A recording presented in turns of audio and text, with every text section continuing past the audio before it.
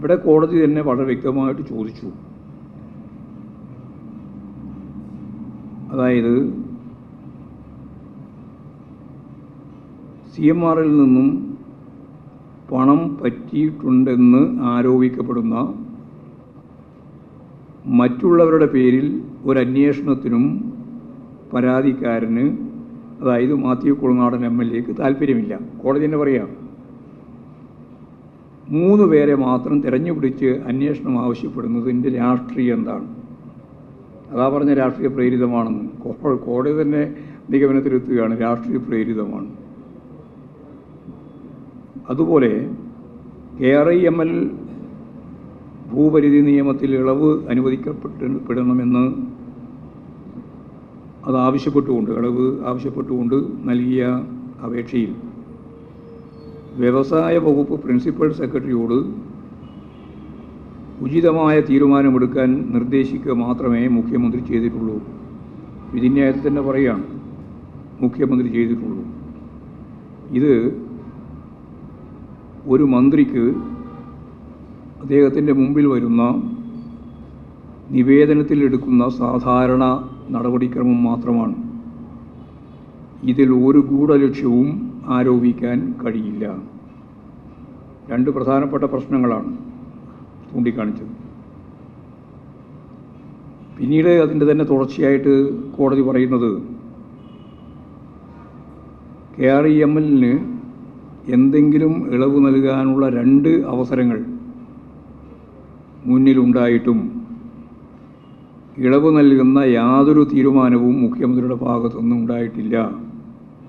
Page 24 അസന്നിഗ്ധമായിട്ട് പറയുകയാണ്, ഇക്കാര്യത്തിൽ അഴിമതി ഉണ്ടെന്ന് സങ്കല്പിക്കുക സാധ്യമല്ല.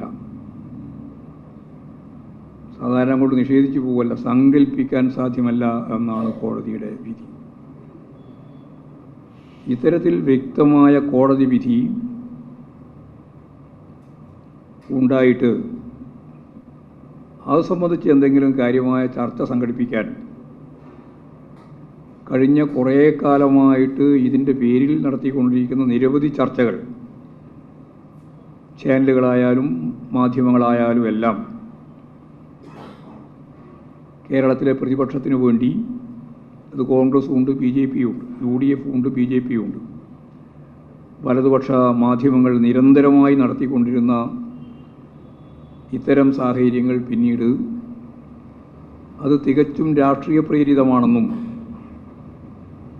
ഇതിൻ്റെ ഭാഗമായിട്ട് ഒരു ഗൂഢാലോചനയും ചൂണ്ടിക്കാണിക്കാനാവില്ല എന്നും അഴിമതി ഉണ്ടെന്ന് സങ്കല്പിക്കാൻ പോലും സാധിക്കില്ല എന്നും കൃത്യതയോടുകൂടി കാര്യം പറഞ്ഞപ്പോൾ പിന്നെ നിങ്ങൾക്കാർക്കും ഒരു ചർച്ചയുമില്ല.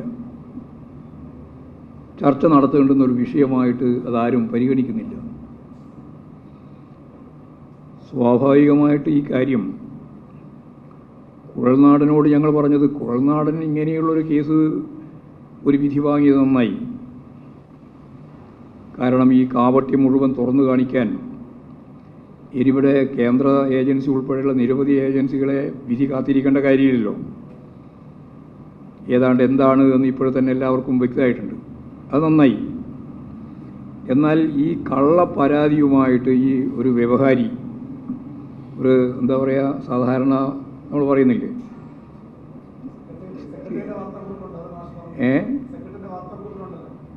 ഇത്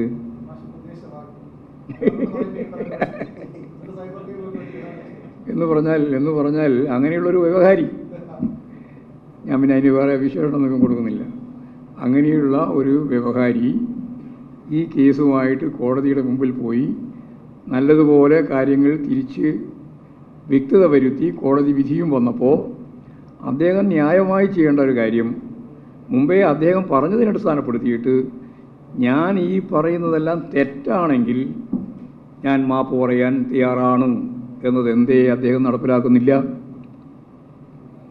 അപ്പോഴാണ് ഞങ്ങൾ യഥാർത്ഥത്തിൽ ഈ കുഴൽനാടനെ പറ്റി പറയുന്നത്, അദ്ദേഹം വലിയ കേസിൽപ്പെട്ട് നിൽക്കുകയാണ്. ഭൂമി കയ്യേറ്റവുമായിട്ട് ബന്ധപ്പെട്ടത് ഉൾപ്പെടെയുള്ള കാര്യങ്ങൾ അദ്ദേഹത്തിൻ്റെ മേലെ അതിശക്തിയായ ഗവൺമെൻറ് നടപടിയുമായി നിൽക്കുകയാണ്. അതിനെ വെള്ളപൂശുന്ന കാര്യത്തിൽ ഈ മാധ്യമങ്ങൾക്ക് വലിയ താല്പര്യമാണ്. അത് വളരെ പ്രധാനപ്പെട്ടതോ അല്ലെങ്കിൽ അപ്രധാനമായിട്ടുള്ളതോ ഒന്നൊന്നിനും ചർച്ച ചെയ്യാൻ നിങ്ങൾ തയ്യാറില്ല. എന്നാൽ അദ്ദേഹം ഉന്നയിക്കുന്ന ഓരോ പത്രസമ്മേളനത്തിലെയും ആർഗ്യുമെൻ്റ് എന്തോ വലിയ ആർഗ്യുമെൻ്റാണെന്ന രീതിയിലാണ് അവതരിപ്പിക്കുന്നത്. ശുദ്ധ അസംബന്ധമാണെന്ന് കൃത്യമായിട്ട് വ്യക്തത വന്നിട്ട് നിങ്ങൾക്ക് എന്തേ അതിനോട് പ്രതികരിക്കാനാവുന്നില്ല?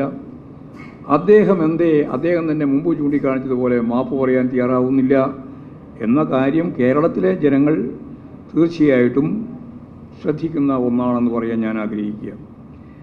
അപ്പോൾ യഥാർത്ഥത്തിൽ ഞങ്ങൾ മാപ്പ് പറയണം എന്ന ഒരു ഡിമാൻഡ് വെക്കുന്നതല്ല. ഞാൻ നേരത്തെ പറഞ്ഞു, ഒരു പ്രശ്നം പരിഹരിക്കുന്നതിന് വേണ്ടി മാപ്പല്ല അതിൻ്റെ പ്രതിവിധി എന്ന് ഞങ്ങൾക്കറിയാം.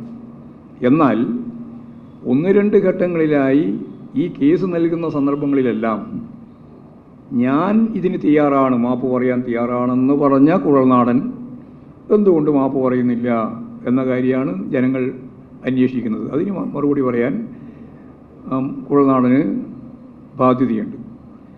കുഴൽനാടൻ ബാധ്യതയുള്ള കാര്യങ്ങളല്ല സാധാരണ ചെയ്തുകൊണ്ടിരിക്കുന്നത്. അതിന് പകരം വേറെ എന്തെങ്കിലും കാര്യങ്ങൾ പറഞ്ഞ് അതിനെ എങ്ങനെയാണ് മറയിടുക എന്നുള്ള കാര്യമാണ് അദ്ദേഹം എല്ലാ കാലം. ഇതൊന്നും കുറേ കാലം തുടരുന്നതല്ല. ഇന്നത്തെ ദേശാഭിമാനി മുഖപ്രസംഗത്തിൻ്റെ ഭാഗമായിട്ട് വളരെ പ്രധാനപ്പെട്ട ഒരു സെൻറ്റൻസ്